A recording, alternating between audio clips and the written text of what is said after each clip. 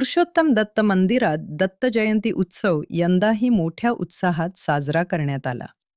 नवरात्रनिमित्त महापूजा, गुरुचरित्र पारायण, पंचपदी, आरती यांसारखे धार्मिक विधी भक्तिभावाने पार पडले.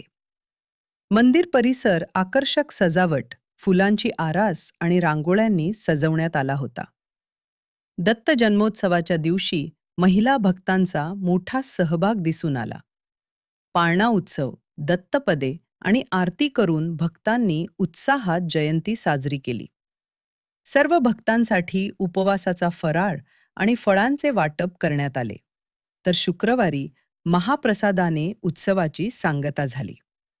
उत्सव यशस्वी करण्यासाठी मंदिराचे विश्वस्त अशोकराव मुळे यांनी विशेष परिश्रम घेतले.